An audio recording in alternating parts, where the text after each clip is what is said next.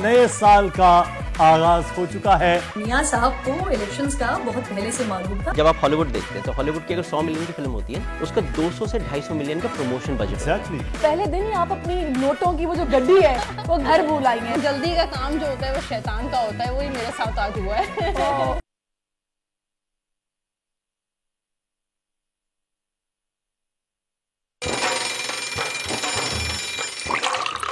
आजकल जिंदगी ही सुबह आउट ऑफ कंट्रोल है, दुनिया बोल है।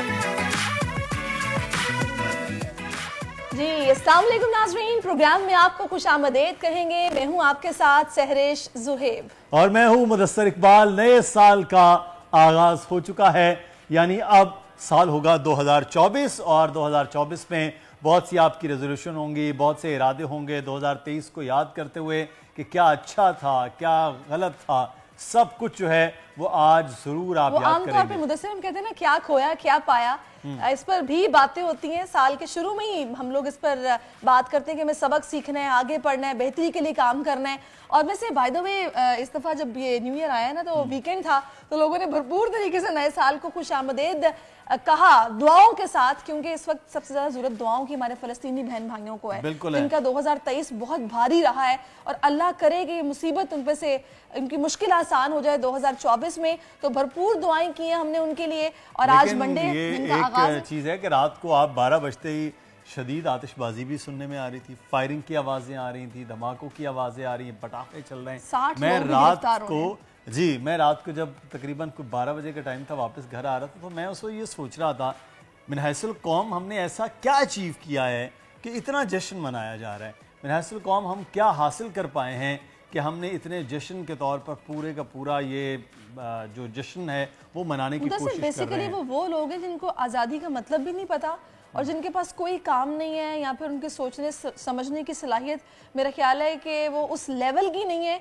कि वो संजीदगी या फिर चीज़ों को परखने की सलाहियत रखते हों। उनके नज़र में बस आज़ादी यही है कि शोर शराबा, हुल्लड़बाजी और इस तरह की हवाई फायरिंग जिससे किसी की जान भी जा सकती है, बस हमने कर लिया और दिखा दिया कि हम बड़े जज्बाती हैं, हमें बड़ा जोश है नए साल को लेकर। उनके लिए यही तफरीह है।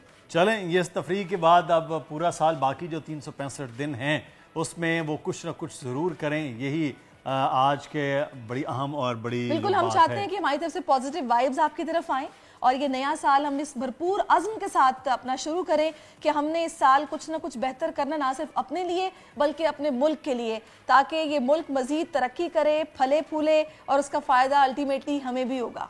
बिल्कुल। और अब कुछ बड़ी खबरों की जानिब बढ़ते हैं, तो आज की बड़ी खबर शामिल करते हैं। नया साल, नई उम्मीदें और नए जज्बों के साथ साल का पहला सूरज तुलू इंशाअल्लाह मुल्क की सलामती और मुआशी तरक्की का ज़ामिन होगा। 2024 इलेक्शन का साल, लेकिन माजी की सियासी गहमा गहमी कहीं दिखाई क्यों नहीं देती। इंतखाबात की तारीख को लेकर हिजान क्यों बरकरार, जानने की कोशिश करेंगे आज के प्रोग्राम में। साल 2023 पाकिस्तानी सिनेमा के लिए कैसा रहा, साल 2024 एंटरटेनमेंट के दीवानों के लिए क्या कुछ ला रहा है, खुसूसी गुफ्तगू प्रोग्राम का हिस्सा होगी। और नए साल का नया तोहफा, कराची की 3 बहनों ने कौम को जीत का तोहफा दे दिया।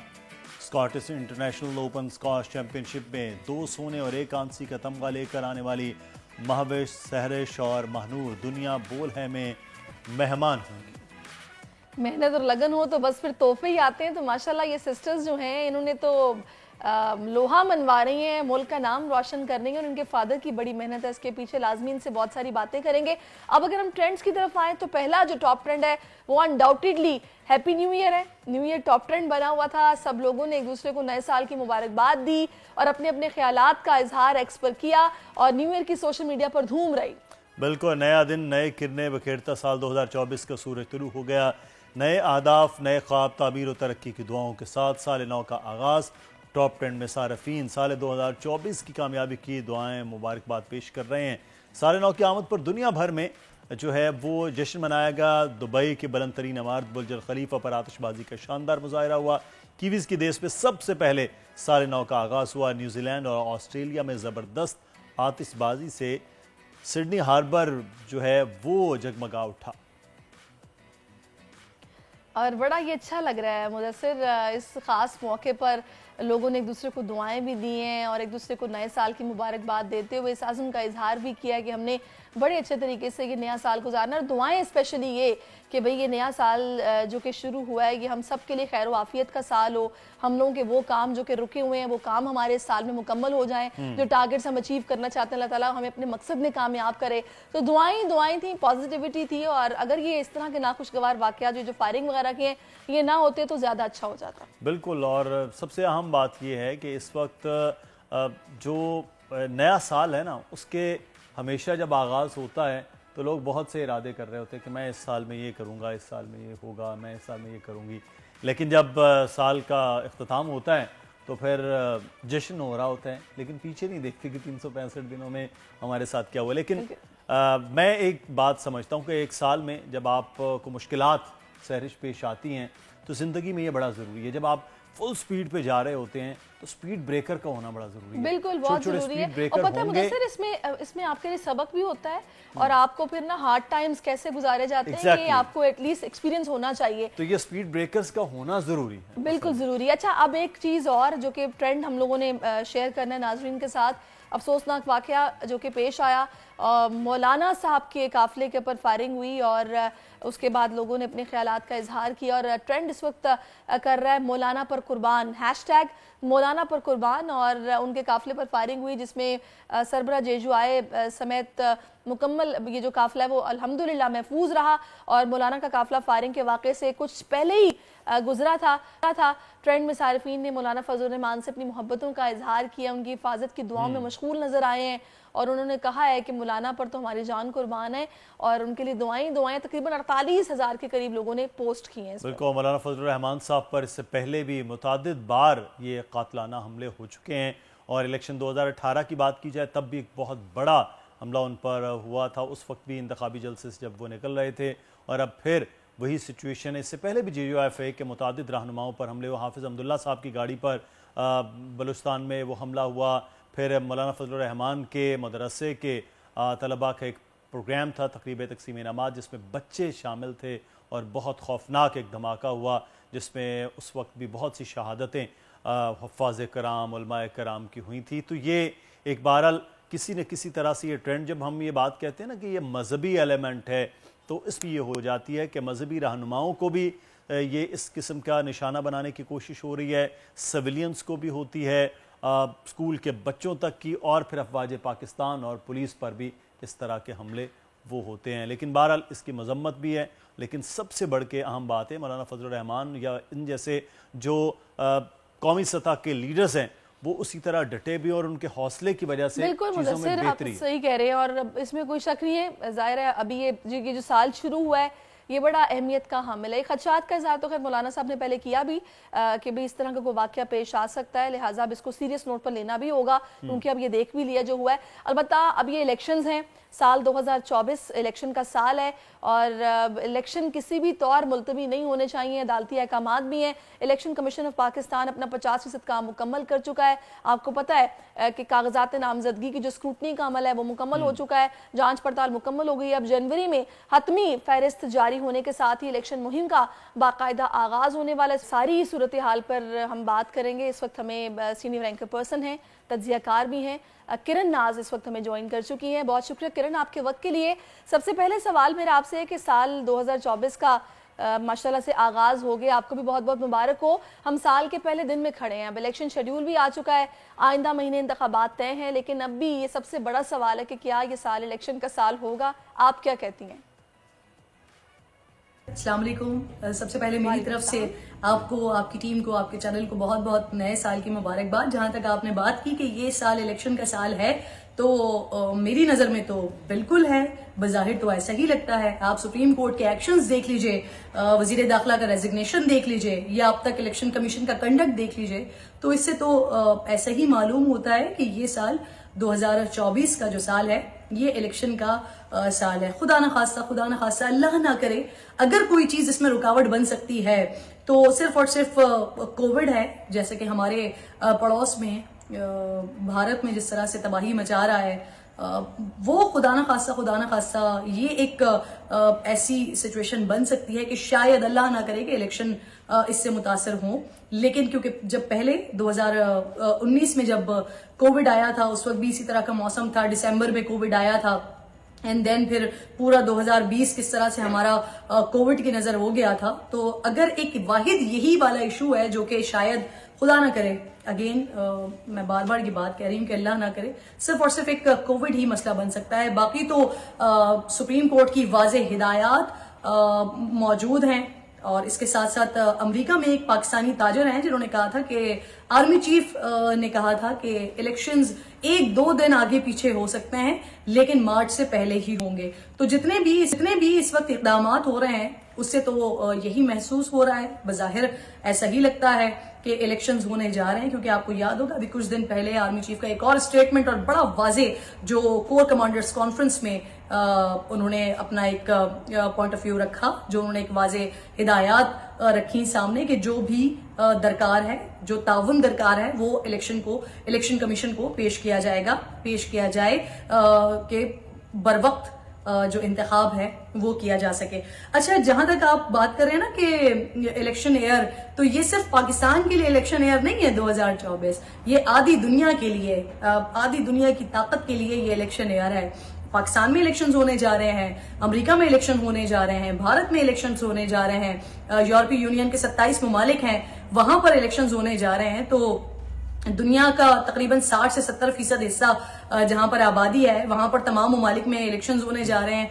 तो इसको सिर्फ पाकिस्तान, अगर हम ये बात करें पाकिस्तान के इलेक्शन के हवाले से तो दो राय है कि इलेक्शन होना है नहीं होना। इलेक्शन अगर होना है, तय है, तो फिर इलेक्शन में वो गहमा गहमी नजर क्यों नहीं आ रही? और अगर इलेक्शन नहीं होना है तो फिर ये बड़ा अजीब मामला है कि मियां साहब की वापसी हुई है और जिस तरह से वो बड़े कॉन्फिडेंस नजर आ रहे हैं पाकिस्तान मुस्लिम लीग नून, तो फिर इसका मतलब इलेक्शन हो भी रहे हैं।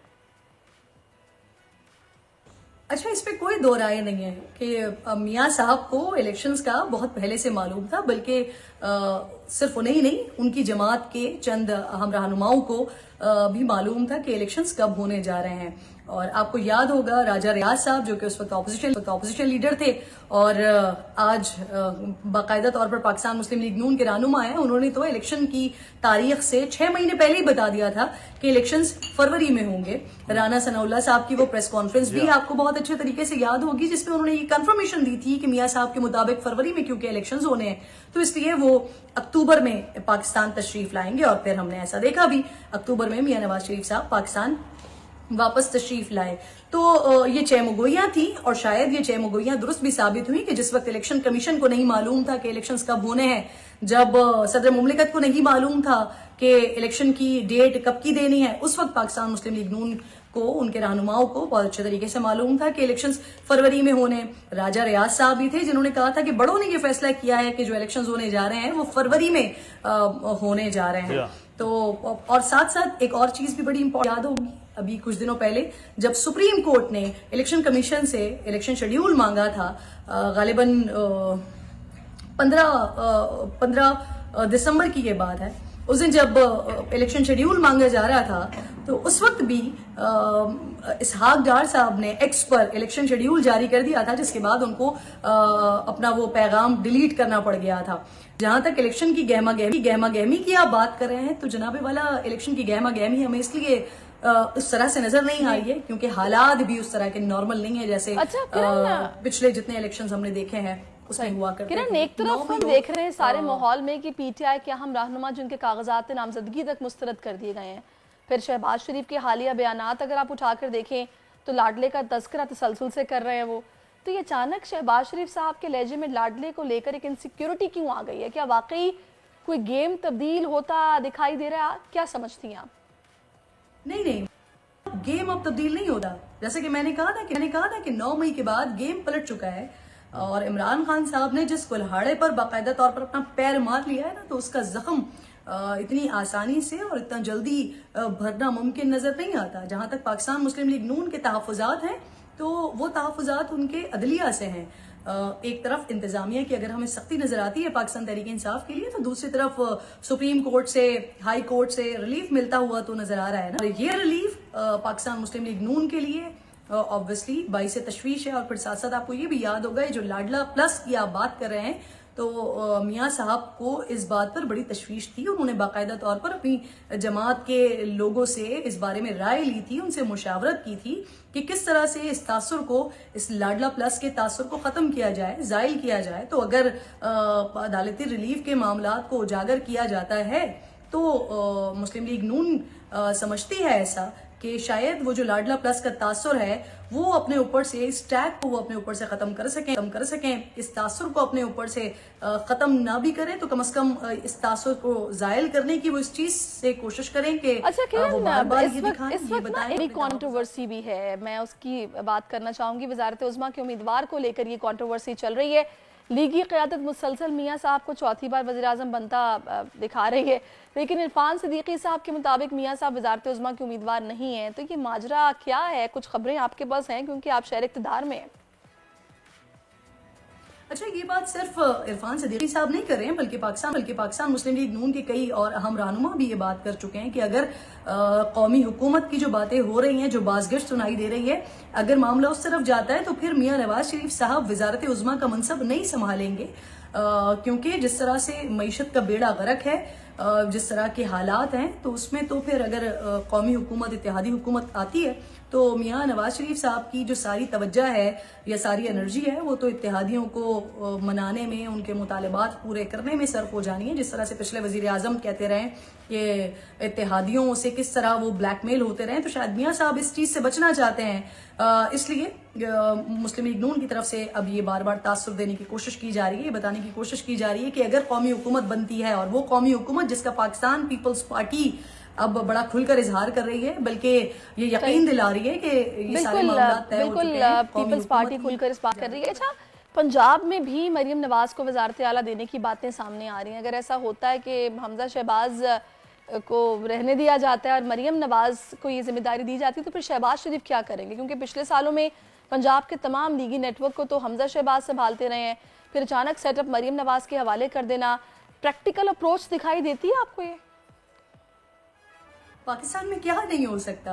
अगर उस्मान गुजार वजीर आला हो सकते हैं, अगर महमूद खान वजीर आला हो सकते हैं, तो मरियम नवाज वजीर आला क्यों नहीं हो सकती? हाँ, शहबाज शरीफ और उनकी फैमिली के लिए यकीनन ये बात बाइस तशवीश होगी कि अगर मरकज में नवाज शरीफ साहब आ जाते हैं और नीचे पंजाब में मरियम नवाज साहिबा आ जाती हैं, तो फिर उनका और उनकी फैमिली का मुस्तकबिल क्या होगा? लेकिन ये बात हरगिज अभी तक तय नहीं है कि मरियम नवाज साहिबा हमें मरकज में दिखाई देंगी या पंजाब में दिखाई देंगी, और ये बात इन्हिसार करती है इलेक्शन के नतीजे पर। जैसा कि मैं बात कर रही थी अपने पिछले जवाब में कि मुस्लिम लीग नून की ख्वाहिश है कि उन्हें सादा अक्सरियत मिले, और सादा अक्सरियत अगर उनको मिलती है, 2/3 अक्सरियत अगर उन्हें मिलती है, तो फिर नवाज शरीफ साहब जो है वो हमें मरकज में दिखाई देंगे। और फिर मरियम नवाज साहिबा कहाँ होंगी, ये बात तय है अलबत्ता कि मरियम नवाज साहिबा हुकूमत का हिस्सा जरूर होंगी। अब वो पंजाब में होंगी या मरकज में होंगी, ये जरूर देखना होगा, और यहीं से ही मरियम साहिबा की ट्रेनिंग भी बाकायदा तौर पर होगी।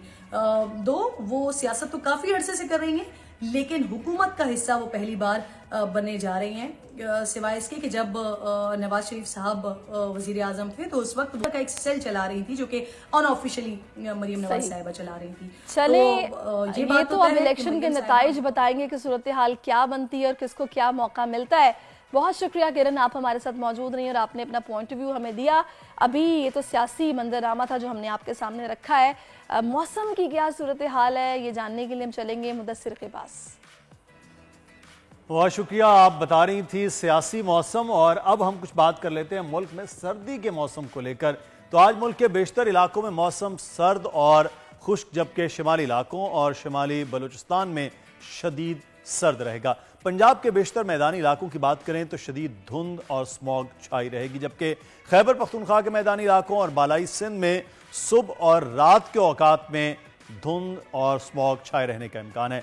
आज कराची के दर्जा हरारत की बात करें तो कम से कम दर्जा हरारत 14 डिग्री सेंटीग्रेड रिकॉर्ड किया गया है, और इस वक्त देख लीजिए कि कम से कम 13 और मैक्सिमम जो है वो इस वक्त 26 डिग्री सेंटीग्रेड कराची का दर्जा हरारत है। तो कराची के बाद अब बात करेंगे फिर लाहौर में, कोयटा की बात करते हैं। तो कोयटा में इस वक्त सिचुएशन ये है कि -1 है, मिनिमम 1 है और मैक्सिमम 15, यानी कि कोयटा इस वक्त फ्रीज हो चुका है मुकम्मल तौर पर। और उसके बाद हम चलेंगे कोयटा के बाद मुल्तान, जनूबी पंजाब का दर्जा हरारत जान लेते हैं। ज़्यादा से ज़्यादा 21 डिग्री सेंटीग्रेड और उसके बाद 5 डिग्री सेंटीग्रेड रहने का आज भी इम्कान है। तो मुल्तान के बाद सफ़र होगा लाहौर का। लाहौर पहुँचते ही जहाँ स्मॉग है वहीं पर इस वक्त जो है वो 6 डिग्री सेंटीग्रेड और 16 मैक्सिमम और आज क्लियर स्काई है। आज कदरे बेहतर सिचुएशन है। लाहौर के बाद अब शहर इक़्तिदार इस्लामाबाद की बात करेंगे तो इस्लामाबाद में भी 5 है मिनिमम और 19 डिग्री सेंटीग्रेड है मैक्सिमम, यानी कि वहाँ भी सर्द मौसम ही इस वक्त सिचुएशन है। तो महापारा इस वक्त हमारे साथ मौजूद हैं, इस्लामाबाद की नुमाइंदा, वहाँ का दर्जा हरारत भी जान लेते हैं और मौसम भी। नए साल का आगाज़ कैसे हो गया है मौसम में, महापारा आगाह कीजिएगा। आज बिल्कुल शहर इक़्तिदार का मौसम इंतहाई सर्द और खुश्क है। कम से कम दर्जा हरारत 3 डिग्री सेंटीग्रेड, जबकि हवा में नमी का तनासुब 71% है। सुबह के औकात की बात की जाए तो हासी धुंध थी, जिसके बायस 2024 का पहला सूरज जो है वो उसके तलू होने में थोड़ी सी देर हो गई। धुंध के बायस जो है वो ट्रैफिक भी काफ़ी मुतासिर हुई है। मुल्क के बेशतर इलाकों की अगर बात की जाए तो वहाँ भी मौसम खुश्क और सर्द है और पंजाब में हासी धुंध का समा है। और अगर बारिशों की बात की जाए तो दिसंबर गुजर गया लेकिन बारिशें ना हुई। दिसंबर के बारे में कहा जाता है कि दिसंबर होश कर पागल, ये तुझको क्या हुआ आखिर, बिना बरसे चले जाना तेरी आदत ना थी पहले। तो दिसंबर तो बगैर बारिशों के गुजर गया। अब जनवरी शुरू हो गया है लेकिन अभी तक बारिश का कोई इम्कान नहीं है कि आइंदा आने वाले दिनों में बारिश होगी। इसलिए जो है वो इंतहाई सर्द और खुश्क है मौसम, जिसके बायस खुश्क सर्दी पड़ रही है और जो है वो शहरी बीमार हो रहे हैं, मुख्तलिफ बीमारियां फैल रही हैं। बच्चों में नज़ला और खांसी, गला ख़राब, इसकी बीमारियां खासी फैल रही हैं। इसी तरह शहर इक़्तिदार का मौसम अभी फ़िल वक्त बहुत सर्द है, दर्जा हरारत 3 डिग्री सेंटीग्रेड। महापारा ज़मान, आप हमें आगाह कर रही थी मौसम के हवाले से, तो शहर इक़्तिदार में भी आज सूरज जो है वो इक़्तिदार का थोड़ा सा कहते हैं कि लेट निकला है, क्योंकि धुंध शहर इक़्तिदार में जो अमूमन नहीं होती वो नज़र आ रही थी। वाकई सर्दी बड़ी वहाँ पर कड़ाके की होगी। एनी हाउ हम इंजॉय नहीं कर सकते, हम कराची में मौजूद हैं, यहाँ पर सर्दी ना होने के बराबर है, टू बी ऑनेस्ट। अब हम एक ब्रेक लेनी है, ब्रेक के बाद वापस आते हैं। Stay with us. जिंदगी ही सुबह आउट ऑफ कंट्रोल है, दुनिया बोल है, तेरी दुनिया बोल है। जी वेलकम बैक। और अब हमने बात करनी है वो सियासी माहौल से, हम गर्मा गर्मी से निकल आए, अब कुछ बात तफरीह की हो जाए। तो जहाँ बात तफरीह की आती है तो वहाँ हम सिनेमास का रुख करते हैं। कोई भी बड़ा फेस्टिवल हो, इवेंट हो, तो हमारी फैमिली के साथ, जो कजन्स के साथ प्लान्स बनते हैं तो उनमें सिनेमा जाने का ज़रूर बनता है। आपका बनता है? बिल्कुल। अब तो कुछ साल से कोई अच्छी फिल्में आए, क्योंकि मैं रिव्यूज़ देखता हूँ, फिर उसके बाद मैं वो पहले ही खिड़की तोड़ वाला ही रश में कभी जिंदगी में फिल्म नहीं देखी। यानी आप रेटिंग देखने के बाद जाते हैं? और वो भी मखसूस लोगों के, अगर वो लिख रहे हैं, वो बता रहे हैं तो जाएंगे। अदरवाइज बहुत से लोगों को बहुत सी फिल्में पसंद आती हैं, हमें नहीं पसंद आ रही होती। लेकिन 2023 की बात करते हैं। साल 2023 में मुतादिद फिल्में जो हैं वो फ्लॉप ही नज़र आई हैं, अपना कोई बिजनेस में शायद पूरा नहीं कर पाई हैं और यके बाद दीगरे 4 फिल्म्स भी रिलीज हुई तो वो कामयाब नहीं हुई। 18 फिल्में इस साल थी, बिल्कुल, लेकिन कामयाबी कोई ऐसी फिल्म नहीं जिसने कोई बड़ा जबरदस्त इंप्रेशन छोड़ा हो कि आपको याद रह जाए, जिस तरह हम बॉलीवुड की फिल्म्स देखते हैं। वेरी सॉरी टू से, लेकिन जाहिर है भले दुश्मन है, लेकिन अगर काम अच्छा करते हैं तो अप्रिशिएट तो करना चाहिए। एक रिपोर्ट हमने तैयार की है, उसके बाद हमारे साथ कामरान जावेद मौजूद है, फिल्म क्रिटिक है। Thank you so much for your time and welcome to our show. आपसे मुझे बहुत सारी बातें करनी है। साल 2023 तो जैसा तैसा गुजर गया है। सिनेमा बेचारे जो है वो एक अच्छी फिल्म देखने के लिए बेताब थे, लेकिन जब भी निकले हाँ ठीक है, अच्छी है, तो क्या बचा है कामरान? ये साल जो है वो ऐसे ही रहेगा। ये साल शायद सालों के अंदर शायद सबसे बुरा साल रहा है पाकिस्तान। साल 2023। अच्छा, क्योंकि अगर आप सिर्फ लास्ट डेकेड ही देखें, क्योंकि last decade I think count करना चाहिए, तब से ही आपकी मल्टीप्लेक्सेस पे फिल्म्स जो आना शुरू हुई 2013 से। तो 2013 से 23 आपके 10 साल पूरे हो चुके हैं और 23 has been the worst, box office financially wise भी, कंटेंट वाइज भी। इससे अच्छा 2013-14 ही आप समझ लें, जिसके अंदर आपके पास 7 या 8 रिलीजेस थी, वो इनसे बेहतर थी। अच्छा, तो आपके पास कमर्शियल वायबिलिटी के नाम से अच्छी बड़ी फिल्म के नाम के ऊपर आपके पास एक लैकलस्टर कंटेंट आएगा। Audience can smell a bad movie coming a mile away. तो वो जब ट्रेलर देखते हैं उनको कोई अपील नहीं दिखती, वो 2 कदम पीछे हो जाते हैं। मुझे बताइए इसमें फैक्टर्स क्या इन्वॉल्व हैं, मतलब क्या कंटेंट अच्छा लिखने वाले नहीं थे, स्क्रिप्ट अच्छा नहीं था, या फिर एक्टर्स अच्छे नहीं थे, डिस्ट्रीब्यूटर्स से जो कर रहे हैं वो कर रहे हैं, मसला क्या था? देखिए इश्यूज ये हो जाता है कि आप फर्स्ट ऑफ ऑल राइटर्स तो है नहीं पाकिस्तान के अंदर जो सिनेमा या फिल्म को समझ के लिखें। तो फिल्म की एक अलग लैंग्वेज होती है, एक अलग फ्लो होता है पूरा, वो नहीं है। जो बचे कुछ 4-5 लोग हैं उनका कंटेंट जब आता है तो आप देखते हैं, सही है। जब खलीलुर रहमान कमर हुमायूं सईद के लिए कोई प्रोडक्शन कर रहे होते हैं तो वो आप देखने जाते हैं। जब वासे कोई लिखता है, वासे चौधरी, तो वो आप देखने जाते हैं। मैक्सिमम टाइम आपके पास अच्छे राइटर्स नहीं हैं जो फिल्म को समझ के लिखें। सेकेंडली, जब आपके पास कंटेंट पेपर के ऊपर अच्छा नहीं लिखा होगा, कहानी सही तरीके से मैप आउट नहीं होगी, तो फिर वो उसको बनाने के अंदर भी वो कोई फिल्म मेकर कोई मौजा नहीं कर सकता इसके अंदर। थर्डली, आपके पास जब फिल्म मेकर्स आ जाते हैं, बनाने बैठते हैं, तो वो ऑन सेट कॉम्प्रोमाइज़ के साथ तो पहले से आ रहे होते हैं, वो अपनी खुद कुछ शिकन डालना शुरू करते हैं, जिसकी वजह से और फिर आपके पास कंटेंट कॉम्प्रोमाइज़ निकल के आता है। तो कॉम्प्रोमाइज़ पे कॉम्प्रोमाइज़ तो वो प्रोडक्ट निकलता ही नहीं है फिर। ये सबसे बड़ा इशू है। सेकेंडली, जब आप डिस्ट्रीब्यूटर्स की बात अभी कर रहे थे, डिस्ट्रीब्यूटर्स का एज सच कोई इशू नहीं है, ऑडियंस का इशू है। You have to get the audience back into cinema. बिल्कुल। तो अब आप इसका सबसे बड़ा एग्जांपल ये देख लें कि 3 फिल्में ईद उल अज़हा के टाइम के ऊपर, ईद उल फितर के टाइम के ऊपर, इतनी सारी रिलीजेस के ऊपर कोई फिल्म नहीं काम करी। मनी बैक गारंटी अगर आप देखें तो साल की सबसे ज़्यादा कमाने वाली फिल्म है। अच्छा। जो तकरीबन अराउंड 12-12.5 करोड़ रुपए डोमेस्टिक, बस दैट्स इट। जब इससे पहले अगर हुमायूं की बड़ी फिल्म है, पंजाब नहीं जाऊंगी, लंदन नहीं जाऊंगी, 35 करोड़ आपके पास डोमेस्टिक आपके पास बनता है मिनिमम। तो 12 करोड़ इज नथिंग।